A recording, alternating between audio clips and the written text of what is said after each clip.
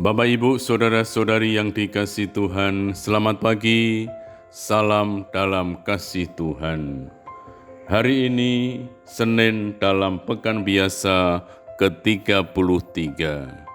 Bersama saya, Romo Dwi Joko, dari Seminari Tinggi Providensia Dei. Kita bersama-sama akan mendengarkan bacaan yang diambil dari Injil Lukas, bab 18, ayat 35 sampai dengan 43. Ketika Yesus hampir tiba di Yeriko, ada seorang buta duduk di pinggir jalan dan mengemis. Karena mendengar orang banyak lewat, ia bertanya, "Ada apa itu?" Kata orang kepadanya, "Yesus, orang Nazaret sedang lewat." Maka si buta itu berseru, "Yesus anak Daud, kasihanilah aku." Orang-orang yang berjalan di depan menyuruh dia diam.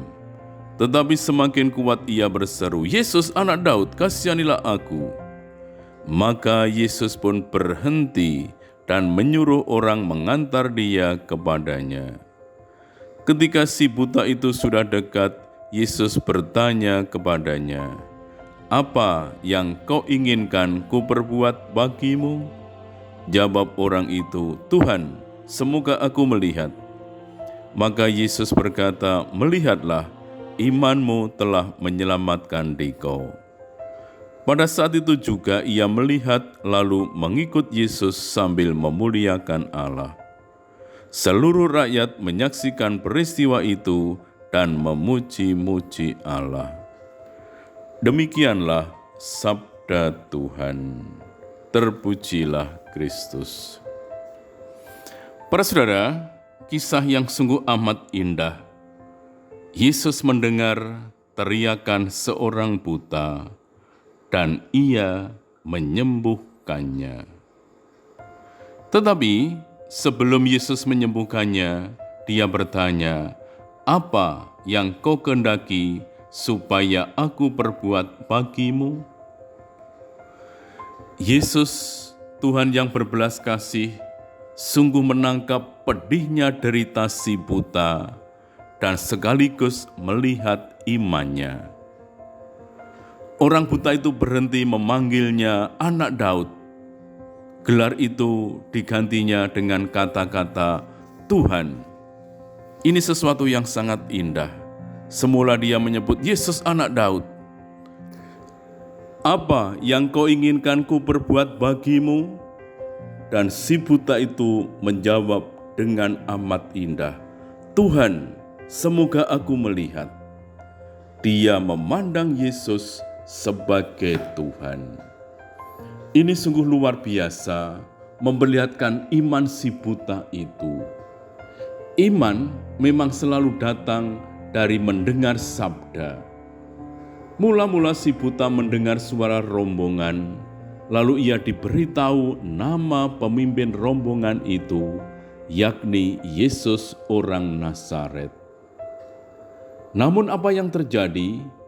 Si buta memandang orang Nazaret itu sebagai anak Daud, yaitu sebagai Mesias, dan kemudian lebih dalam lagi, dia meyakini bahwa dia adalah Tuhan. "Tuhan, semoga aku melihat." Ini sesuatu yang sungguh amat indah.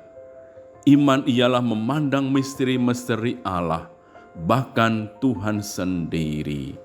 Dia melihat bahwa orang itu, ketua rombongan itu adalah Tuhan. Bagi Yesus, menyembuhkan mata bukanlah masalah besar.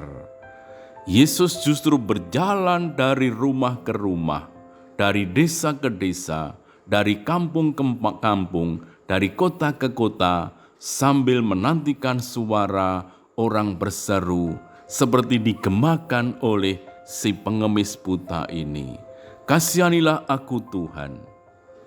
Tetapi memang sungguh mengherankan, pada umumnya Yesus terpaksa lewat sebab tidak ada orang yang minta pertolongan. Semua orang nampaknya begitu yakin bahwa tidak ada masalah dalam diri mereka.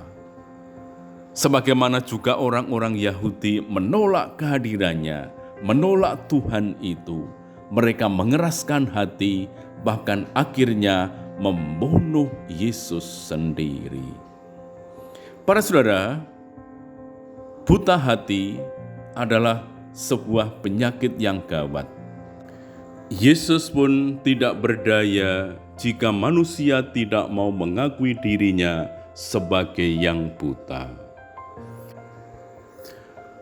Orang buta dari Yeriko itu akhirnya dapat melihat.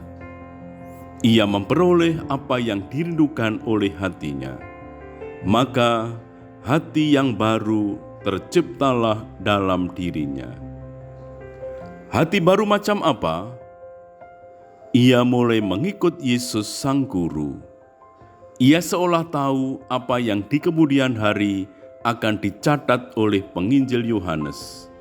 Siapa saja yang mengikuti aku, dia tidak akan berjalan dalam kegelapan, melainkan ia akan mempunyai terang kehidupan. Iman memang mulai dari mendengar, menampung info, memuncak dalam menyebut nama Yesus sebagai Tuhan. Iman yang menyelamatkan sungguh bertelinga, karena itu ia mampu untuk mendengarkan.